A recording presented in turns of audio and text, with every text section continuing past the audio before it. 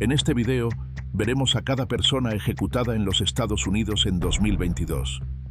Repasaremos los crímenes que los llevaron al corredor de la muerte, las últimas palabras que pronunciaron y las últimas comidas que pidieron antes de ser ejecutados.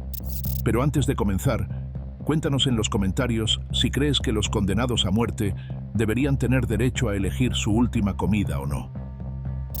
El 27 de enero de 2022, Donald Anthony Grant fue ejecutado por inyección letal, pero la historia detrás de esa sentencia comenzó más de 2 décadas antes, en Del City, Oklahoma.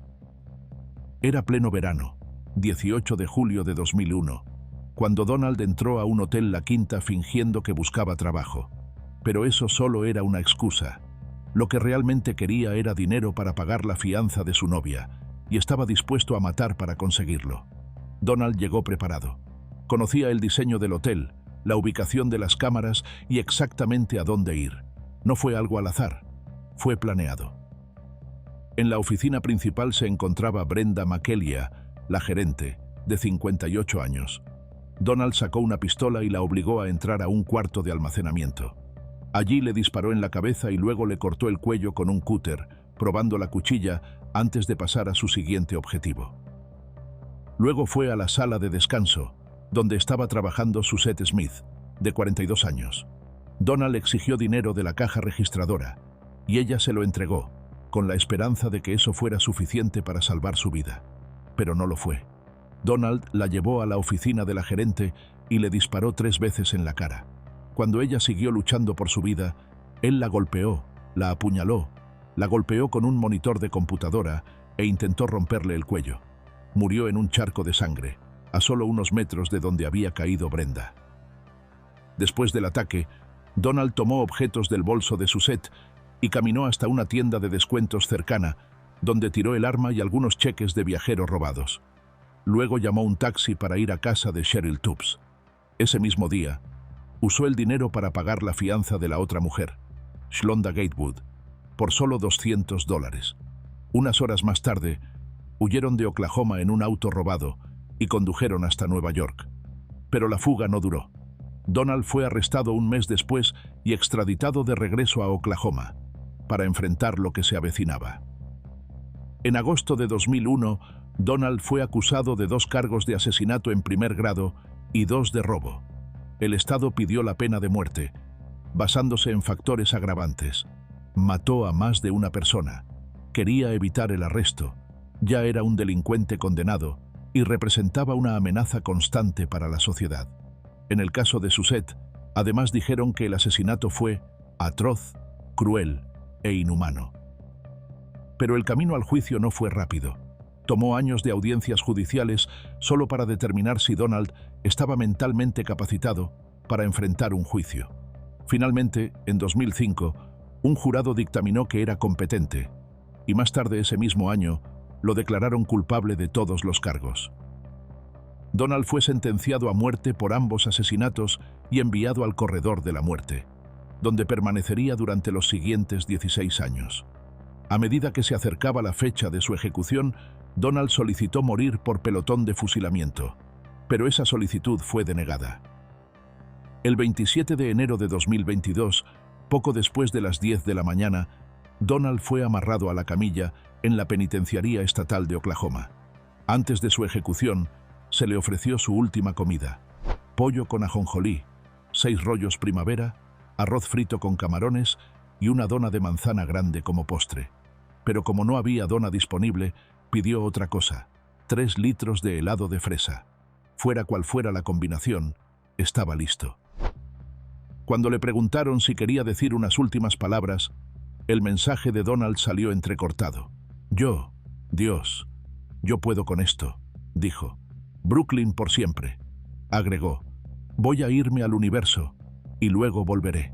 Su voz se quebró a mitad de la frase. Luego comenzó a llorar. Incluso después de que se apagó el micrófono, siguió hablando, murmurando hacia los testigos detrás del vidrio, como si buscara a alguien que aún pudiera escucharlo. A las 10:09 a.m., un médico se inclinó y lo declaró inconsciente. Y unos minutos más tarde, su respiración se detuvo. Donald Anthony Grant tenía 60 años. Antes de que la sala de ejecución quedara en silencio, ya había otro hombre esperando su turno. Solo unas horas después, en Alabama, tuvo lugar la siguiente ejecución. Y la historia detrás de ese crimen fue igual de brutal.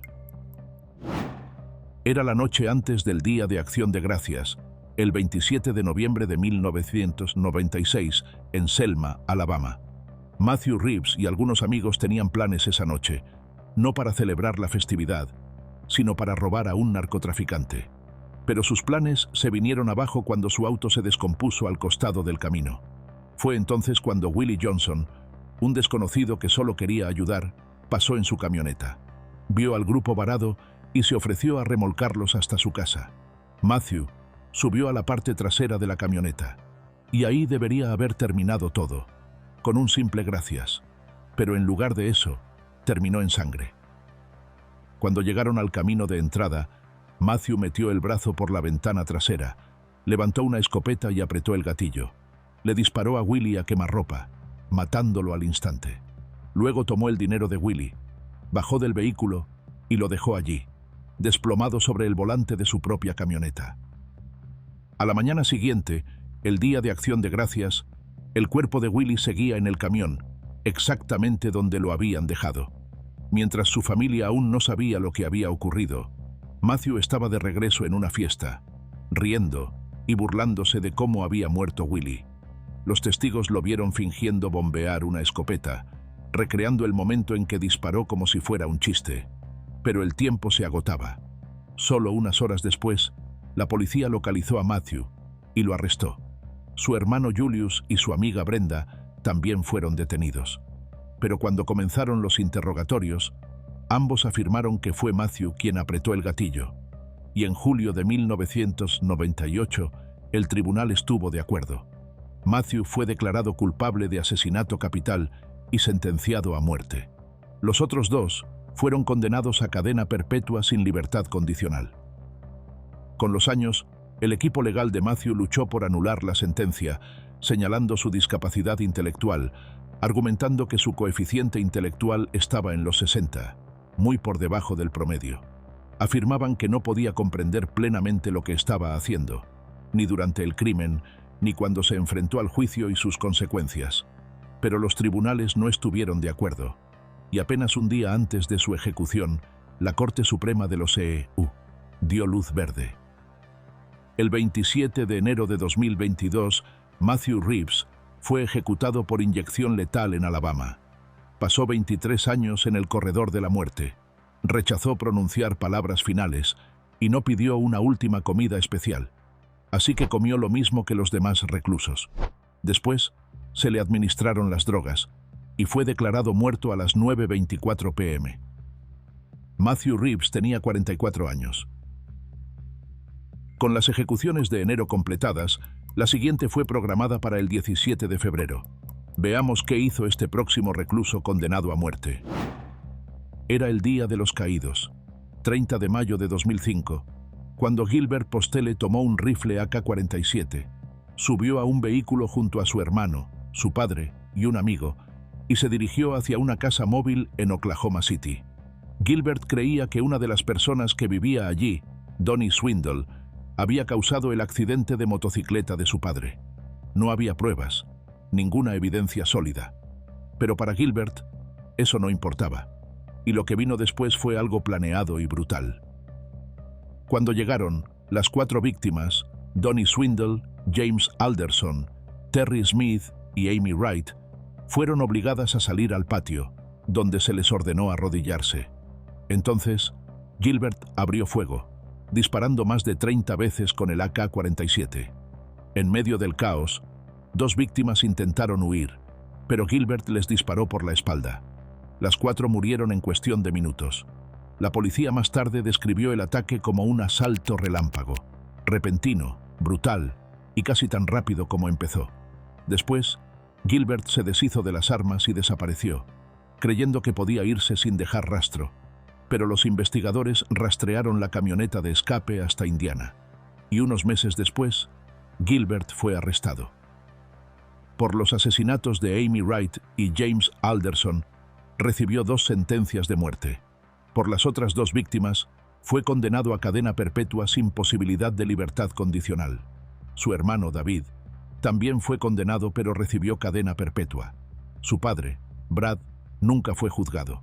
El accidente lo dejó con daño cerebral severo y fue declarado mentalmente incapaz para enfrentar un juicio. Murió en 2011, sin responder por su participación en los crímenes.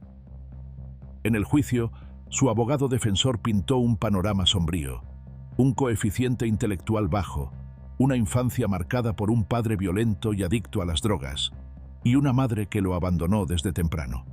A los 12 años, Gilbert ya usaba metanfetamina a diario, y para cuando tenía 18, había sido arrestado múltiples veces. En el estrado, el propio Gilbert dijo que no recordaba mucho de los asesinatos, solo que estaba drogado y confundido. «Entiendo que soy culpable», le dijo a la Junta. «Lo siento de verdad».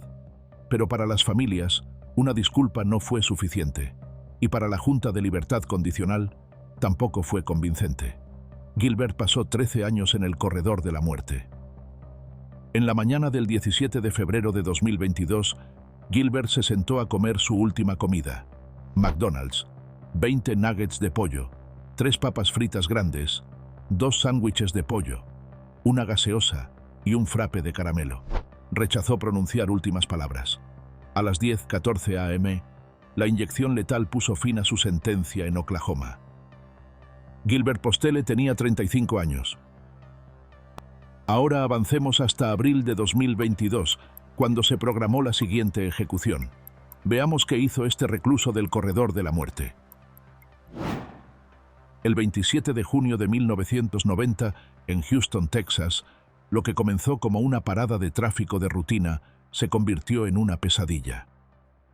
El oficial James Irby había detenido un automóvil sin esperar nada fuera de lo común. Pero en el asiento del pasajero iba Carl Wayne Buntion, un hombre con un largo historial criminal y antecedentes de violencia. Mientras el oficial Irby hablaba con el conductor, Carl salió silenciosamente del lado del pasajero y, sin advertencia, apuntó con un revólver Magnum 357 y le disparó al oficial Irby en la cabeza. Cuando el agente cayó al pavimento, Carl disparó 2 veces más en su espalda, luego salió corriendo. En su huida, disparó a transeúntes, apuntó a otros oficiales y trató de robar un coche a un desconocido. Incluso amenazó a otra persona a punta de pistola antes de atrincherarse en un edificio cercano. La policía lo rodeó y ahí terminó todo. Pero no fue un acto al azar. En ese momento, Carl estaba en libertad condicional tras haber cumplido poco más de 1 año de una condena de 15 por agresión sexual a un menor. Les había dicho a otras personas que prefería morir en un tiroteo antes que regresar a prisión. Y esa noche intentó cumplir esa amenaza, excepto que no murió. En 1991, un jurado de Texas lo declaró culpable de asesinato capital y lo sentenció a muerte. Esa sentencia fue anulada en 2009, pero un segundo jurado volvió a condenarlo a muerte en 2012. Sus abogados argumentaron que Carl había cambiado en prisión. Ya no representaba una amenaza, decían, era un hombre mayor, frágil y arrepentido. Le habían diagnosticado vértigo, dolor nervioso, artritis e incluso necesitaba una silla de ruedas a veces.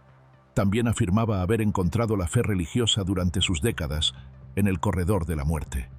En los días previos a su ejecución, Carl contrajo neumonía y más tarde sufrió una lesión en la cabeza cuando un vehículo de transporte penitenciario se detuvo bruscamente. Pero los tribunales no encontraron razones suficientes para detener la ejecución. El 21 de abril de 2022, 31 años después del crimen, Carl fue amarrado a la camilla dentro de la unidad de Huntsville. No se le permitió pedir una comida especial y comió lo que había en el menú esa noche. Usó sus últimas palabras para disculparse con la familia Irby. «Siento remordimiento por lo que hice», dijo. «Rezo a Dios para que puedan encontrar consuelo». Luego añadió: «Estoy listo para ir al cielo, alcaide». Afuera, un grupo de motociclistas se reunió en homenaje al oficial Irby, quien era patrullero en motocicleta. Mientras Carl tomaba su último aliento, aceleraron sus motores, a modo de tributo rugiente que sacudió las paredes de la cámara de ejecución. Fue el último sonido que escuchó. Carl Wayne Buntion fue ejecutado por inyección letal a las 6:39 p.m. Tenía 78 años y hasta ese momento ostentaba el título de recluso más anciano en el corredor de la muerte en Texas. Mientras una vida terminaba, otro hombre ya esperaba su turno para ser ejecutado, y su historia comenzó con una sola decisión brutal que cobró 2 vidas en un mismo día. Era el 27 de agosto de 1996, en DeSoto, Missouri, cuando Carman Deck llamó a la puerta de James y Thelma Long.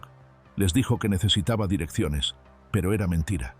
Una vez dentro, Carman sacó un arma, obligó a la pareja a tirarse al suelo y los robó. Luego les disparó a ambos en estilo ejecución. Cuando terminó, él y su hermana, Tonya, tomaron su dinero y su auto, y se alejaron como si nada hubiera pasado. La policía capturó a Carman unos días después. Fue acusado de 2 cargos de asesinato en primer grado, acción criminal armada, robo y allanamiento. En 1998, un jurado lo declaró culpable y lo sentenció a muerte. Para su última comida, Carman pidió un filete de ribeye, camarones, espárragos, una ensalada con aderezo italiano, requesón y jugo BB8. Antes de que le administraran las drogas, entregó una declaración escrita. Mi esperanza es que algún día el mundo encuentre la paz y que todos aprendamos a ser amables y amorosos los unos con los otros. Todos somos parte de este viaje por la vida, conectados en todos los sentidos. Por favor, den amor, muestren amor, sean amor. Carman pasó 23 años en el corredor de la muerte hasta que, el 3 de mayo de 2022, la inyección letal puso fin a su sentencia en Missouri. Tenía 56 años. Y aunque esa noche marcó el final de una batalla legal que duró décadas, otro caso ya estaba acaparando titulares, uno donde el asesino no mostró duda, ni piedad, ni arrepentimiento. Vamos a verlo. Era el 7 de enero de 1978, en Tempe, Arizona, cuando Deanna Bowdoin, de 21 años, fue encontrada asesinada en su apartamento. Había sido estrangulada con un cinturón, apuñalada múltiples veces y agredida sexualmente. La escena fue brutal. Fue su novio quien la descubrió, entrando en una pesadilla pocas horas después de que Deanna regresara de una salida nocturna. No había señales de entrada forzada, ni sospechosos inmediatos, ni un motivo claro. Deanna no tenía enemigos. No estaba en peligro. Al menos, nadie lo creía. Y así, la investigación se enfrió. Durante más de 20 años, el caso permaneció sin resolver, sin respuestas, sin justicia. Solo una familia de luto preguntándose quién le había quitado la vida y por qué. Entonces, en 2001, una coincidencia de ADN lo cambió todo. Clarence Dixon, que ya cumplía una cadena perpetua por una agresión sexual cometida en 1986, coincidió con el semen encontrado en la escena. En el momento del asesinato de Deanna, Clarence vivía justo al otro lado de la calle, lo que podría explicar por qué ella le permitió entrar. Y eso no era todo. Tenía un historial de violencia que se remontaba a los años 70, incluyendo un ataque con una barra de metal contra una adolescente. Y solo 2 días antes de que mataran a Deanna, había sido declarado no culpable por razón de locura. En 2008, Clarence fue acusado y condenado por asesinato en primer grado. El cargo de violación fue descartado por motivos de prescripción legal. Durante el juicio, sus abogados argumentaron que padecía esquizofrenia paranoide y alucinaciones, y que era legalmente ciego. Pero nada de eso impidió el veredicto. Fue sentenciado a muerte y pasó 14 años en el corredor de la muerte, mientras Arizona pausaba temporalmente las ejecuciones tras una inyección letal fallida en 2014. Cuando el Estado se preparó para reanudar las ejecuciones, Clarence fue el primero en la lista. Rechazó elegir el método de ejecución, así que el Estado aplicó por defecto la inyección letal. Para su última comida, eligió pollo de Kentucky Fried Chicken, helado de fresa y agua embotellada. En sus últimas palabras, Clarence se dirigió a la víctima. Tal vez te vea del otro lado, Deanna. No te conozco y no te recuerdo. También culpó a la Corte Suprema de Arizona y repitió su inocencia. El 11 de mayo de 2022, a las 10:19 mCLM, comenzaron a administrarle las drogas. Hubo un último suspiro, y luego, silencio. Fue declarado muerto a las 10:30. Clarence Dixon tenía 66 años. El siguiente hombre en la fila también había esperado décadas, pero su crimen ocurrió a plena luz del día, y desde entonces ha perseguido a toda una ciudad. Veamos de qué se trató. El 17 de septiembre de 1984, Vicky Lynn Hoskinson, de 8 años, salió en su bicicleta para dejar una tarjeta de cumpleaños en el buzón. Su madre finalmente le había permitido ir sola, solo esa vez. Se suponía que tardaría solo unos minutos, pero pasaron 20, y Vicky aún no había regresado. Preocupada, su hermana mayor salió a buscarla, pero en lugar de encontrar a Vicky, encontró su bicicleta, abandonada cerca de la escuela primaria. No había rastro de Vicky, ninguna pista de a dónde había ido. Pero alguien había visto algo. Un testigo le dijo a la policía que había un hombre en un auto oscuro, estacionado cerca de la escuela. Había chocado contra un poste telefónico y actuaba de forma extraña, haciendo gestos obscenos a los niños. Ese testigo anotó el número de la matrícula, lo que llevó a la policía directamente hasta Frank Atwood, un hombre de 28 años de California con un pasado perturbador. En ese momento, Frank ya estaba en libertad condicional por haber abusado sexualmente de un niño de 8 años. Al ser interrogado, admitió que había estado en la zona, afirmó que su auto se descompuso y dijo que había salido a comprar drogas alrededor de la hora en que Vicky desapareció. Pero esa historia se vino abajo rápidamente. Varios testigos dijeron a la policía que Frank regresó con sangre en la ropa, y luego llegó la prueba física. En la escena del crimen, los investigadores encontraron pintura rosa de la bicicleta de Vicky en el parachoques del auto de Frank. También descubrieron cromo de la parrilla del auto transferido al cuadro de la bicicleta. Y cerca, un buzón presentaba daños recientes, golpeado exactamente a la altura del parachoques de un coche. Todo apuntaba a Frank, pero había algo que faltaba. La ropa que llevaba ese día nunca fue encontrada, y esa ausencia dejaba una pregunta escalofriante. ¿Qué más estaba intentando ocultar? Luego, 7 meses después, un excursionista encontró restos humanos en el desierto, a 20 millas de Tucson. Para entonces, el cuerpo ya eran solo huesos, pero los registros dentales confirmaron lo que todos temían. Era Vicky. El daño era tan severo que no se pudo determinar exactamente cómo murió, pero ya no había duda de que estaba muerta. Frank ya había sido arrestado solo 10 días después de la desaparición de Vicky y había sido acusado de secuestro. Una vez que se encontraron sus restos, los cargos cambiaron a asesinato. El 26 de marzo de 1987, un jurado lo declaró culpable, y el 8 de mayo fue condenado a muerte. Frank pasaría 35 años en el corredor de la muerte. Durante ese tiempo, nunca dejó de proclamar su inocencia. Acusó a los investigadores de manipular pruebas y afirmó ser un hombre cambiado. Incluso se casó estando en prisión.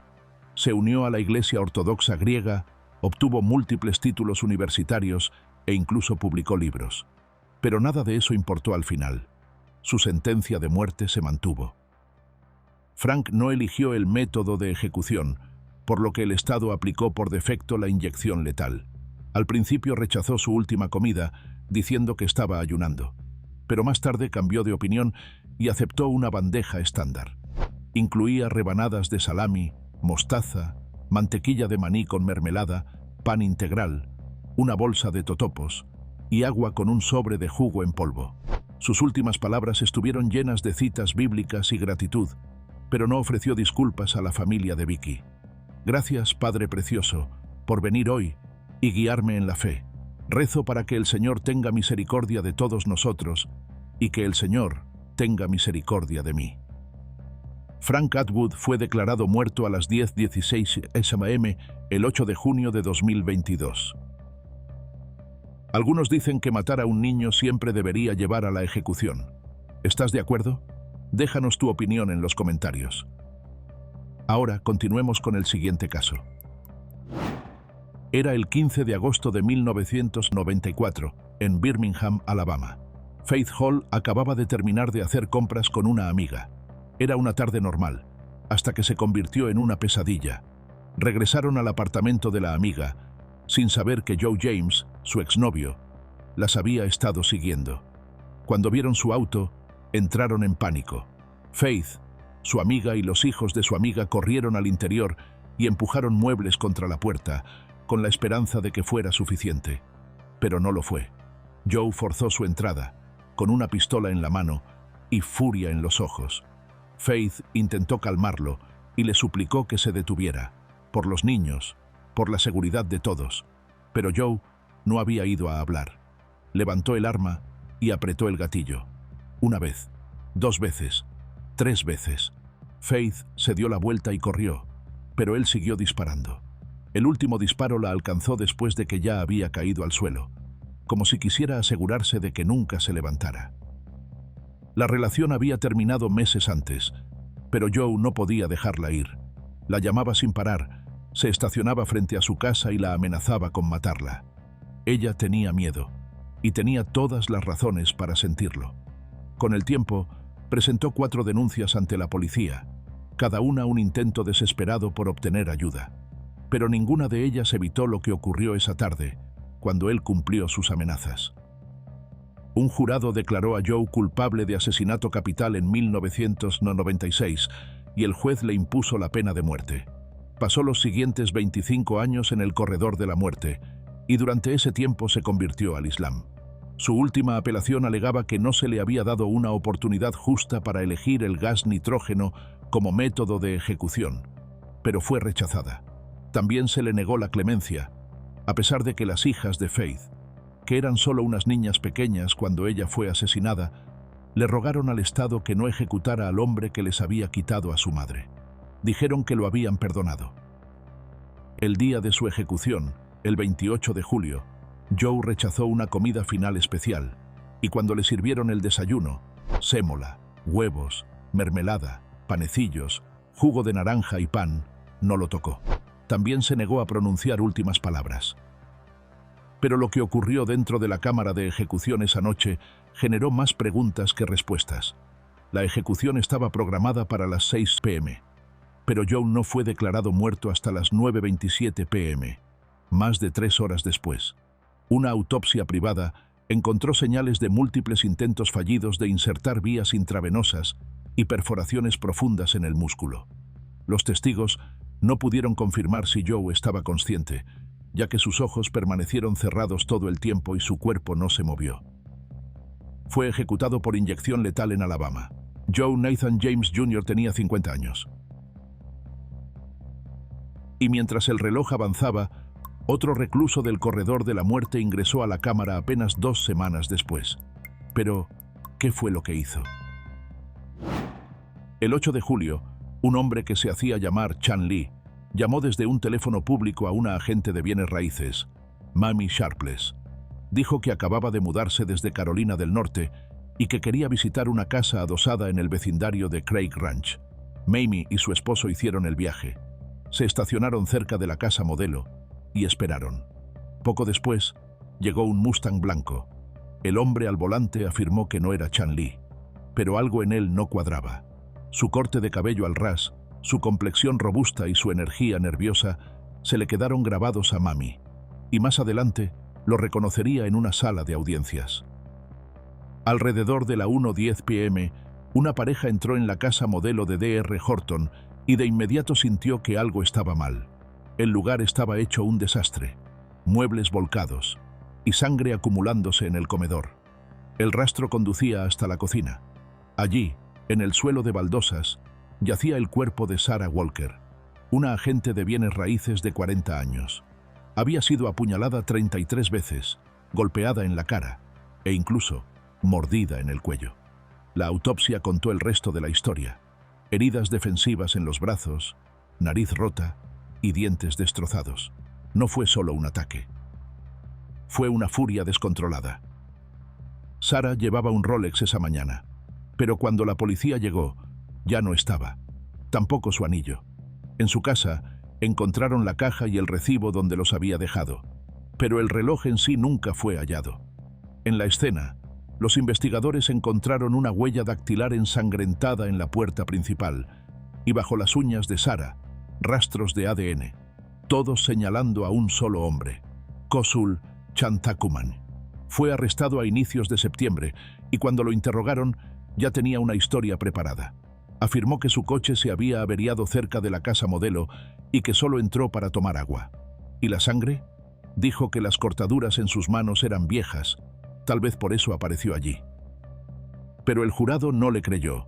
En el juicio, un dentista forense declaró que la mordida en el cuello de Sara solo podía haber sido hecha por Kosul, y los expertos en ADN lo respaldaron. Su equipo de defensa intentó refutarlo, pero nada funcionó. Al final, el jurado regresó con un veredicto claro: culpable de asesinato capital. Coincidieron en que la mató durante un robo, utilizando un arma mortal. Durante la fase de sentencia, los jurados conocieron más a fondo el pasado de Kosul y no fue fácil escucharlo. Se enteraron de agresiones violentas, vínculos con pandillas, un secuestro y un robo a mano armada durante una invasión de hogar. Ya había estado en prisión antes de este asesinato, pero su defensa intentó mostrar otra cara. Lo describieron como tranquilo, artístico y de buen comportamiento en la cárcel. Un psicólogo testificó que no era una amenaza futura, diciendo que podía cumplir cadena perpetua sin causar daño. Pero el jurado no estuvo de acuerdo. Regresaron con su decisión: pena de muerte. Y Kosul pasaría los siguientes 14 años en el corredor de la muerte, esperando. Entonces, el 17 de agosto de 2022, dentro de la cámara de ejecución en Huntsville, Texas, miró a través del vidrio y encontró la mirada de la única persona que aún lo apoyaba: su madre. «Mamá, te amo», dijo en silencio con los labios. Ella le devolvió el gesto con la mano. «Yo también te amo», respondió ella.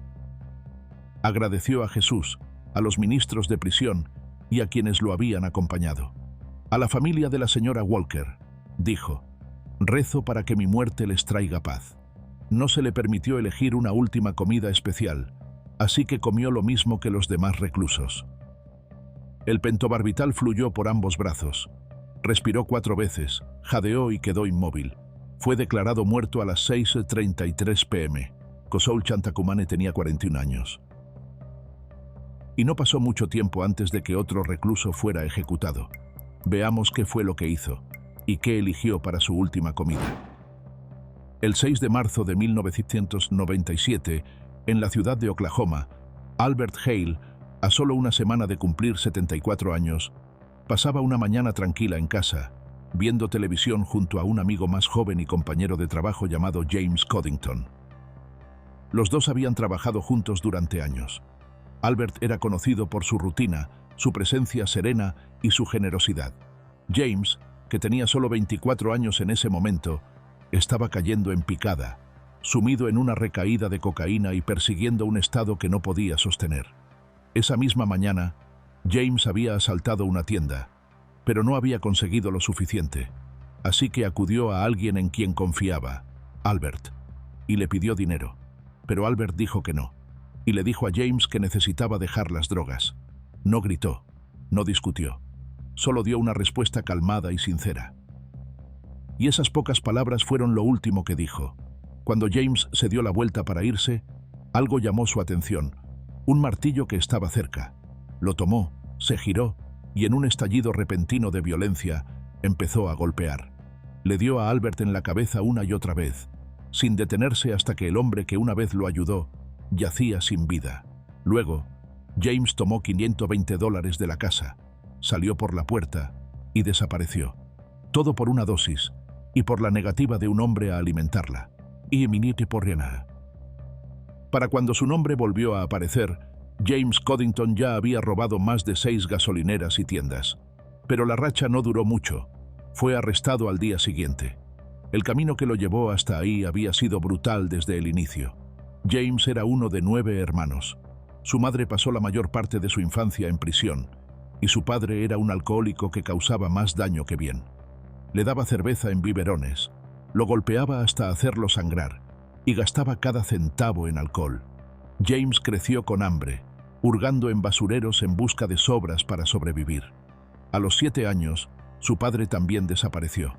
Después, vinieron hogares de acogida, delitos menores Y finalmente, la adicción, un ciclo del que nunca logró escapar.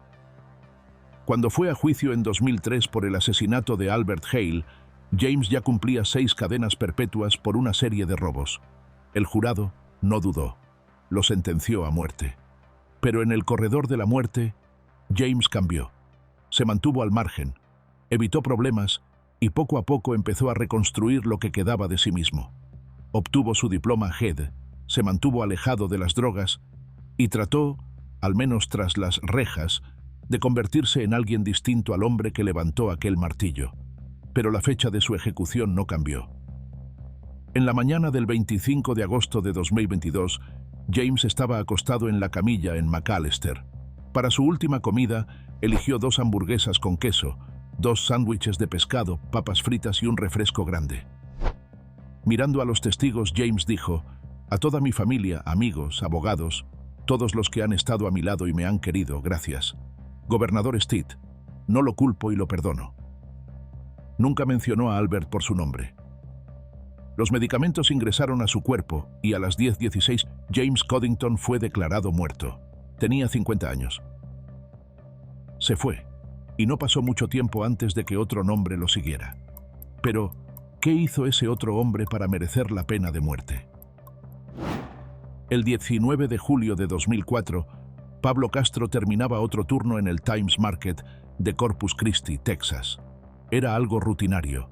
Solo sacaba la basura detrás de la tienda, probablemente pensando en volver a casa. Pero desde las sombras, John Ramírez apareció con un cuchillo en la mano y violencia en la mirada. John había servido en los Marines de los Estados Unidos. Tenía entrenamiento, disciplina y sabía exactamente cómo matar. Y esa noche lo demostró. Apuñaló a Pablo 29 veces, dejándolo desangrado y destrozado detrás de la tienda por menos de $2. Ni siquiera se molestó en entrar. Luego huyó. Sus 2 cómplices fueron arrestados al día siguiente, pero John desapareció en México. Durante los siguientes 4 años, nadie supo de él. Pero en 2008, la policía lo encontró. Su juicio fue rápido. La evidencia era clara, el motivo vacío. El jurado no necesitó mucha persuasión, y John Ramírez fue condenado a muerte. El 5 de octubre de 2022, casi 2 décadas después del asesinato de Pablo, John yacía atado a una camilla dentro de la cámara de ejecuciones de la unidad de Huntsville. No se le permitió elegir una última comida especial y comió lo que se sirvió ese día. Su pastor se encontraba junto a él, con la mano sobre su pecho, susurrando oraciones mientras el equipo de ejecución preparaba las vías intravenosas. A través del vidrio, 5 miembros de la familia de Pablo Castro observaban. John les habló directamente en su declaración final. Intenté responder, pero no hay nada que pudiera haber dicho o hecho que los ayudara. Dijo: «Siento remordimiento y arrepentimiento. Esto es un acto tan atroz. Espero que esto les brinde consuelo. Espero que de alguna forma esto los ayude a encontrar cierre». Luego dirigió sus palabras a quienes amaba. A mi esposa, mis amigos, mi hijo, Grasshopper, Dana y a los homies. Los amo. He peleado una buena batalla y estoy listo para irme. Estoy listo, alcaide. A las 6:27 p.m. comenzaron a fluir los medicamentos. John respiró unas cuantas veces cortas, luego comenzó a roncar. Menos de 1 minuto después, dejó de moverse. Fue declarado muerto a las 6:41 p.m. John Henry Ramírez tenía 38 años. Y mientras esta ejecución llegaba a su fin, otro recluso en el corredor de la muerte ya esperaba su turno.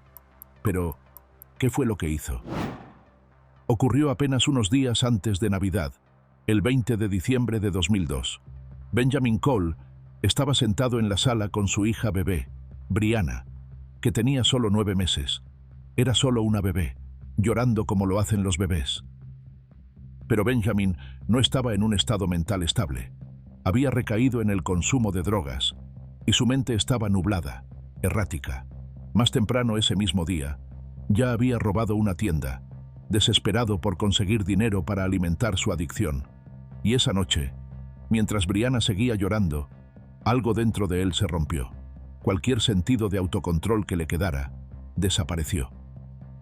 Brianna estaba acostada boca abajo cuando él la tomó por los tobillos. Luego, con una fuerza brutal, empujó sus piernas hacia su cabeza, doblando su cuerpo hasta que su columna se partió en dos y su aorta se rompió. La herida fue brutal y la mató casi de inmediato. Pero en lugar de pedir ayuda, Benjamin se sentó a jugar videojuegos. Su esposa, cada vez más ansiosa, le rogó que hiciera algo, pero él la ignoró.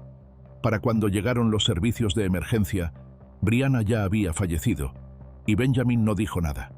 No fue sino hasta después de que la autopsia reveló la verdad que finalmente admitió lo que había hecho.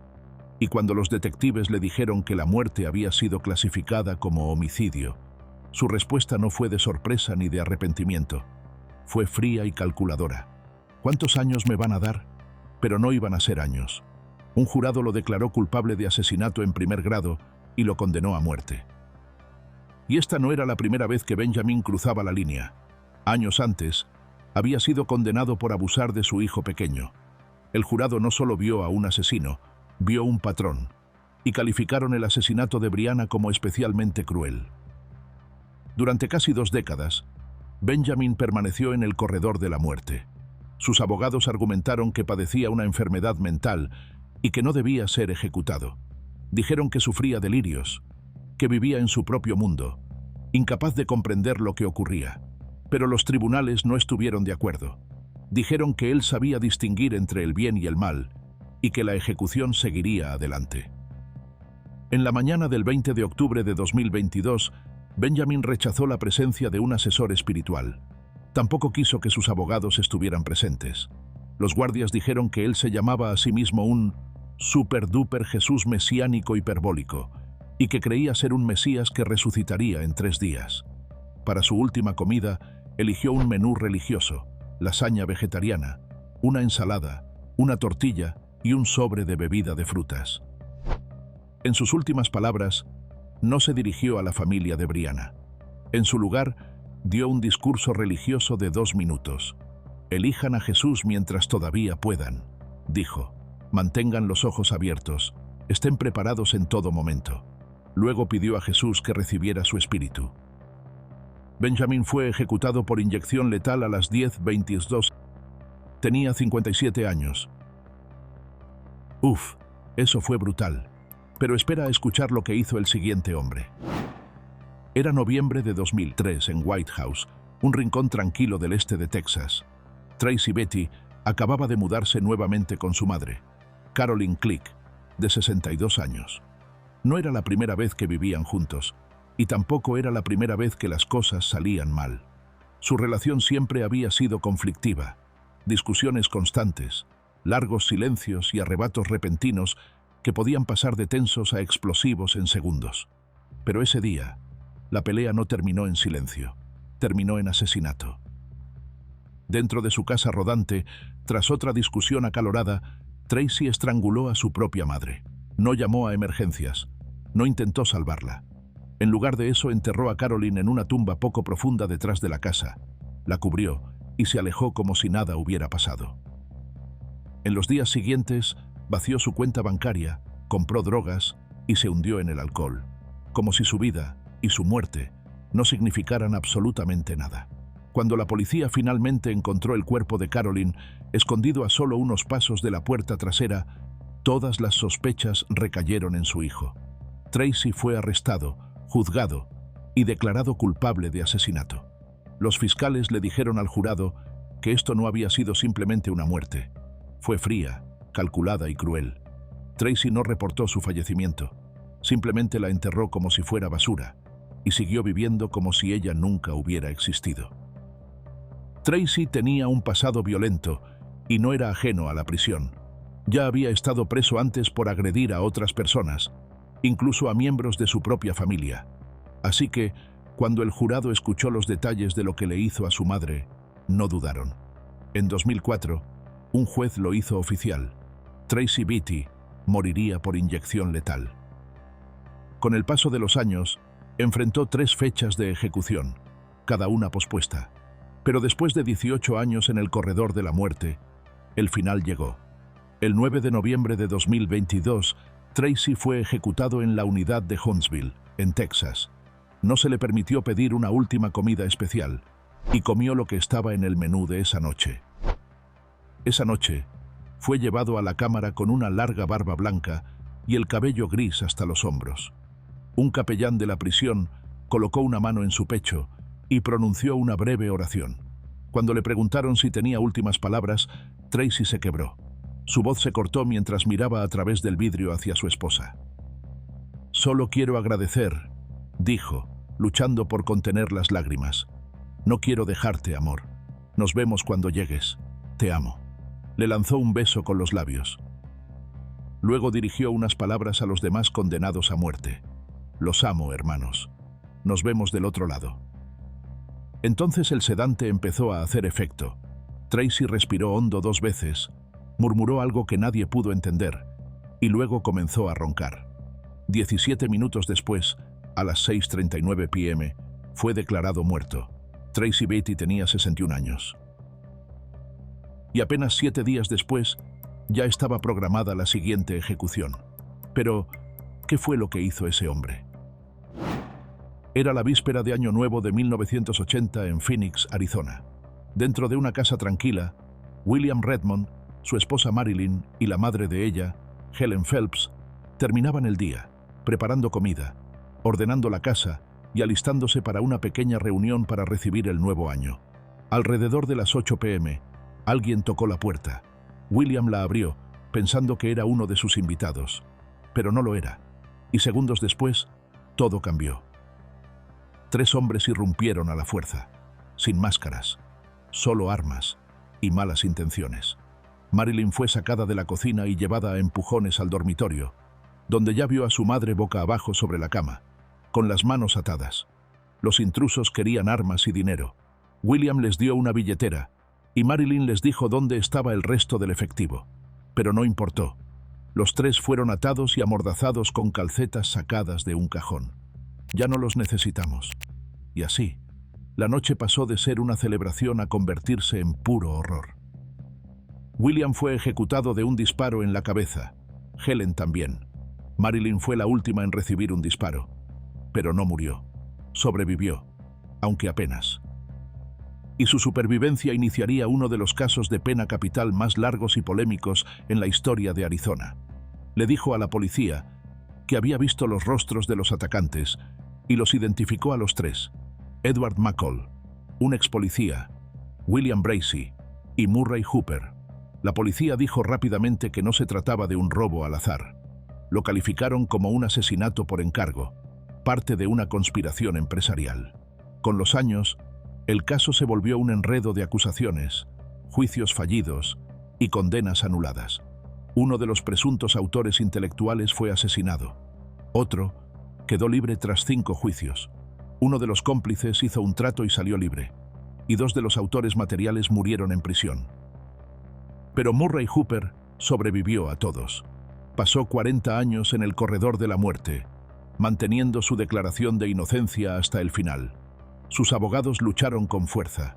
Argumentaron que no había evidencia física que lo vinculara a la escena del crimen, que la descripción de los sospechosos por parte de Marilyn había cambiado más de una vez y que su testimonio era inestable, probablemente influenciado por la policía.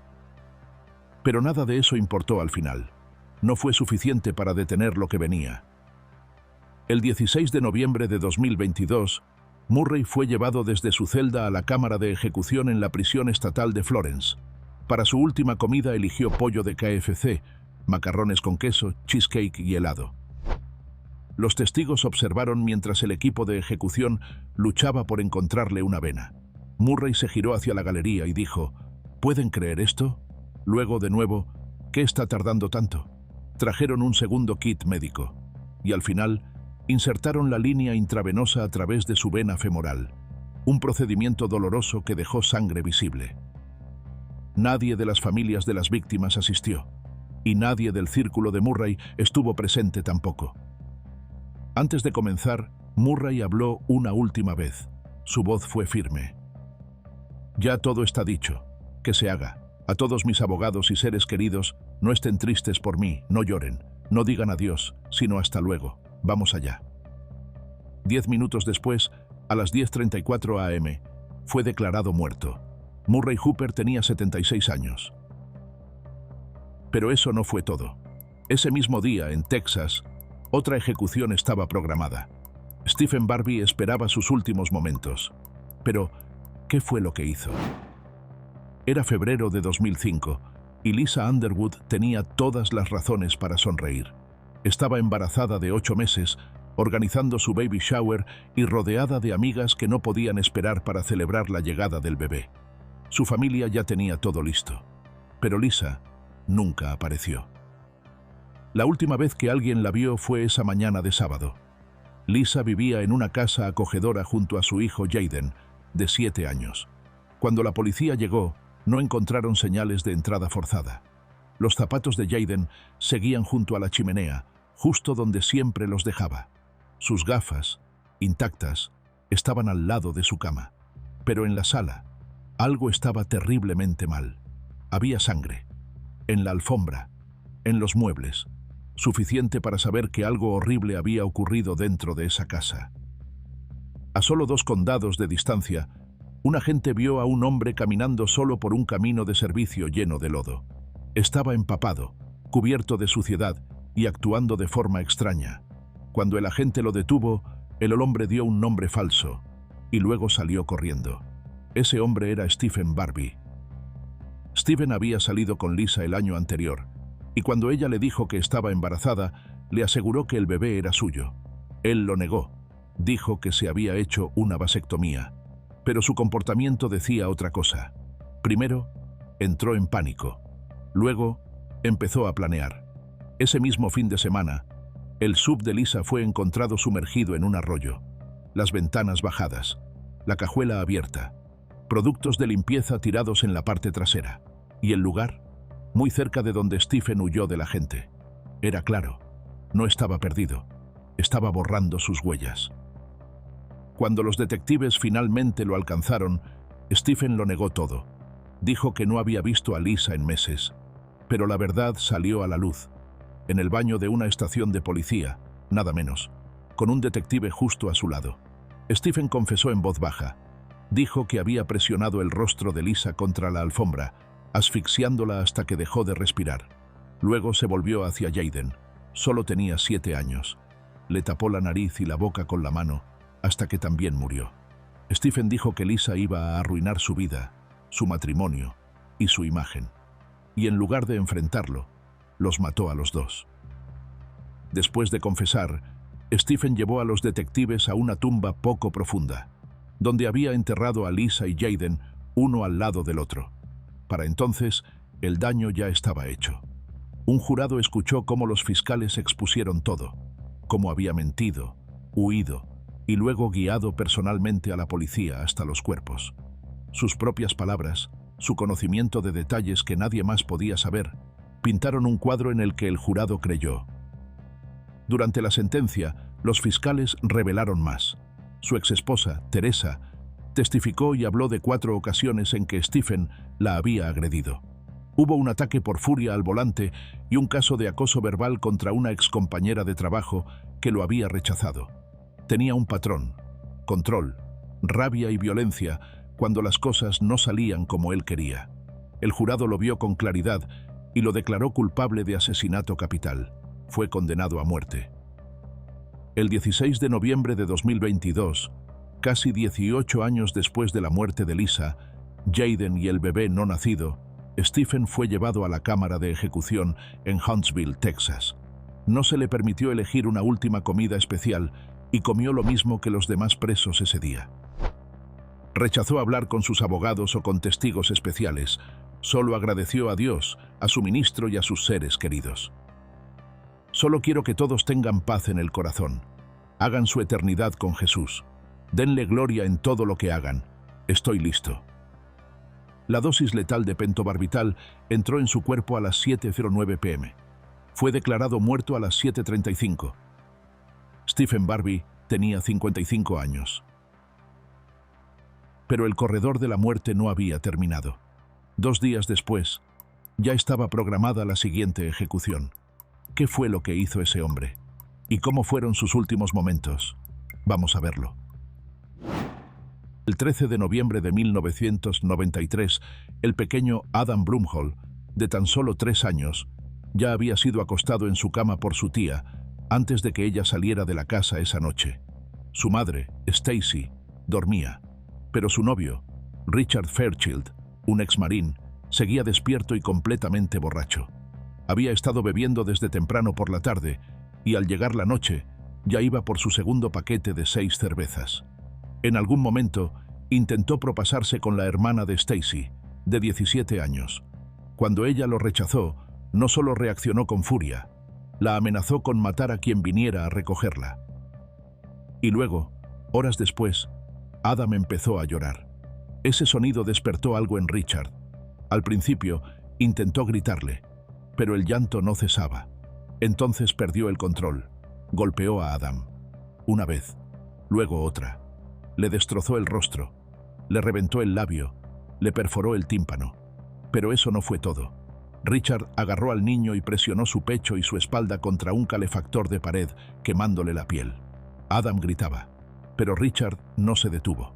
Cuanto más lloraba el pequeño, más violento se volvía Richard. Su rabia crecía con cada sollozo, con cada súplica porque todo acabara. Más tarde, cuando fue interrogado por los detectives, Richard Fairchild admitió: «Creo que lo empujé contra el calefactor y lo sostuve allí». Pero eso no fue el final.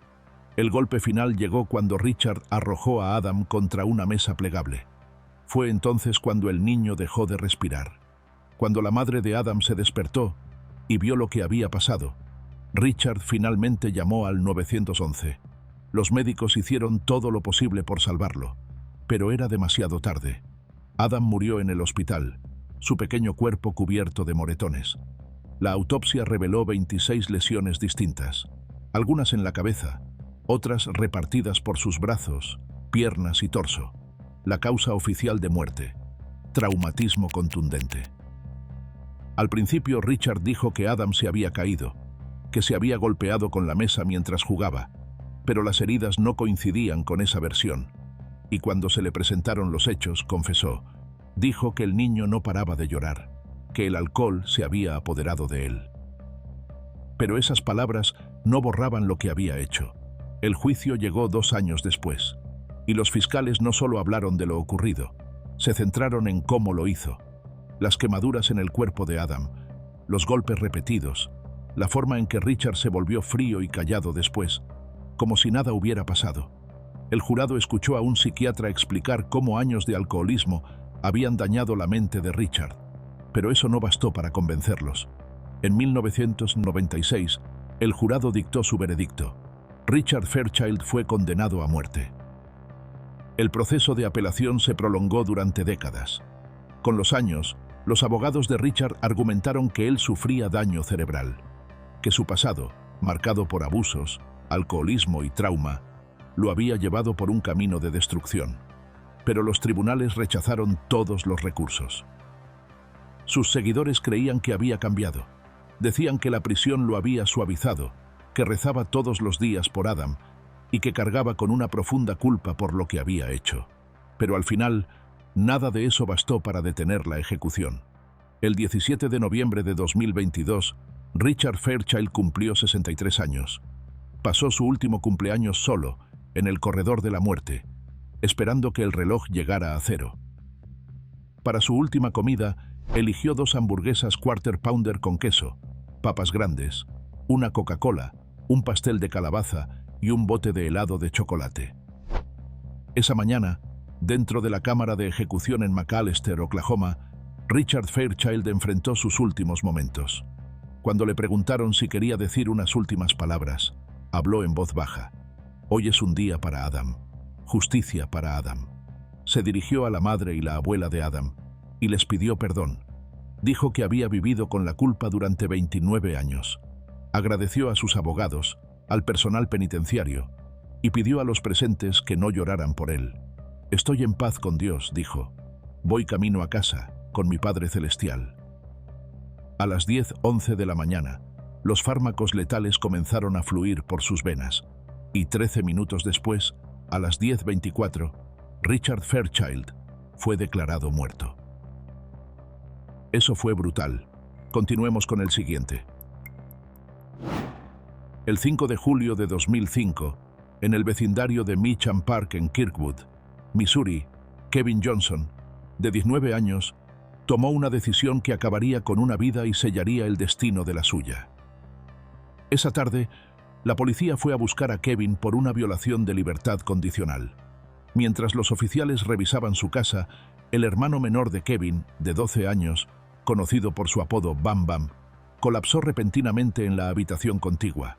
Kevin diría después que los oficiales ignoraron la emergencia, demasiado concentrados en él como para notar la crisis médica de su hermano. Bam Bam fue llevado de urgencia al hospital, pero no sobrevivió. Y esa misma noche, el dolor de Kevin se transformó en furia. No solo lloraba la pérdida de su hermano, culpaba a la policía por su muerte, y esa ira estaba a punto de volverse letal. Alrededor de las 7:30 de la noche, solo unas horas después de la muerte de su hermanito, Kevin Johnson vio llegar a una cara conocida al vecindario. El sargento William McEntee, un oficial de policía de 43 años, había regresado por una llamada no relacionada sobre fuegos artificiales. Estacionó su patrulla cerca de las mismas calles que había patrullado durante años. Pero esta vez, Kevin lo estaba esperando. Caminó hasta el coche patrulla y, sin decir una palabra, sacó un arma y abrió fuego. El sargento McEntee recibió varios disparos, pero logró conducir una corta distancia antes de estrellar su coche contra un árbol. Pero Kevin no había terminado. Siguió al vehículo destrozado, se paró afuera, apuntó y disparó los tiros finales. William McEntee murió más tarde en el hospital. Kevin fue arrestado poco después y acusado de asesinato en primer grado. En 2007, un jurado lo declaró culpable y lo sentenció a muerte. Pero el caso no terminó ahí. Con los años, los abogados de Kevin plantearon preocupaciones sobre racismo en la forma en que se imponían las sentencias de muerte.